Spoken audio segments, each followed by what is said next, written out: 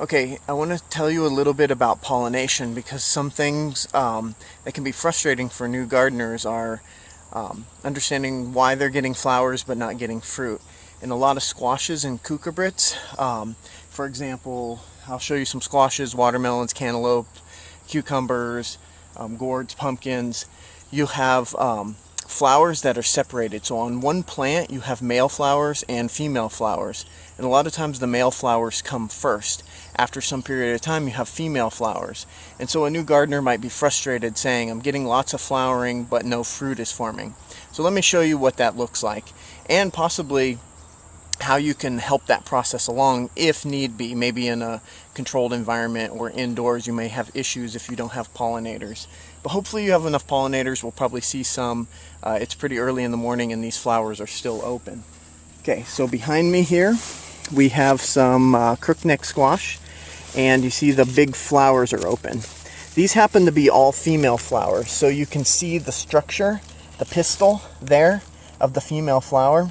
I see some bugs and some action going on here, but this is a female flower because you can actually see the ovary, the female part that will become the squash, just as the flower is opening. This flower will just be open this morning, and all that has to happen is pollen has to transfer from a male flower onto this part of the pistil of the female flower. It's driven down, and then this will pollinate. This female flower will turn into a fruit. If I look down in here, here is a good example. Actually, this is just a yellow squash. This is a good example of one that's gotten pollinated, and you can see the flower on the top has already dropped off. This is about 2 days old, and this is about the biggest you'd want to pick it. So I'm picking these at either 1 day or 2 days at the biggest. Okay, so now we're going along here. We're looking for a male flower. Okay, I'm certain this is a male flower. You can see the difference there. That's an anther. That anther is holding, here, I'll just take it off. This anther is holding pollen grain. So if I take my finger and brush it along here, I can actually remove pollen. There's a bee coming, trying to pollinate as well. I can see the yellow pollen grains on my finger. And so the anther holds the pollen up higher. And also, if you notice this stem, it's skinny, there's no ovary involved, and it's held up higher on the plant, being more enticing for pollinators to come here and then to visit another flower. So this is on the same plant. You have male and female flowers that are separated.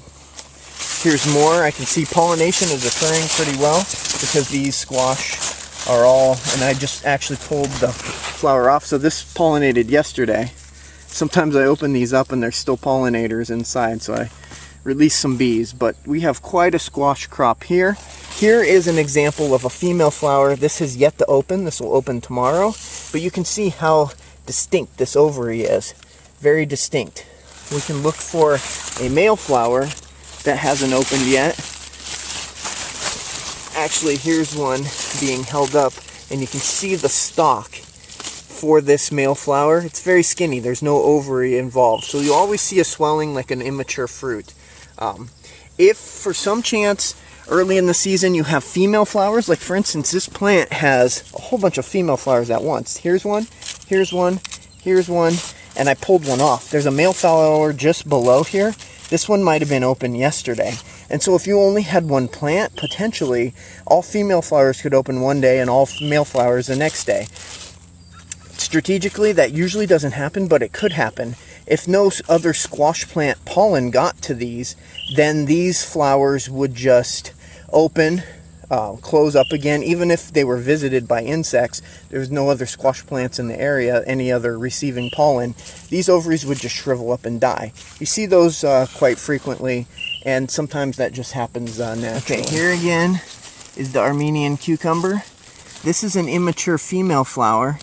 It hasn't opened yet, but you see how swollen this base is, where a cucumber will form. Here is a nice male flower. There is just a pedestal holding the flower and no swollen base. Here's an Armenian cucumber that set yesterday. So that flower was pollinated and you see the Armenian cucumber starting to form. These have gotten away from me a little bit, but this is about the size fruit you want. A day or two old. Hadn't looked in here in a few days, and what I've gotten is some Titanic Armenian cucumbers. These are probably 4 or 5 days old. That's how long it's been since I looked in here. But this is going to start showing some developing seeds. This isn't really what you're looking for. And so when you're growing stuff potentially for yourself or to feed your neighbors or take to market, this isn't going to make people happy. So growing the largest Armenian cucumber in the world is not your goal. You want nice, tender cucumber. Same with squash, etc. Grow a giant pumpkin. Don't grow a giant Here's cucumber. My watermelon plant. Nice, big, tall, distinct male flower held up high, and opening on the same day, a nice female flower on the same vine. See the swollen ovary at the base?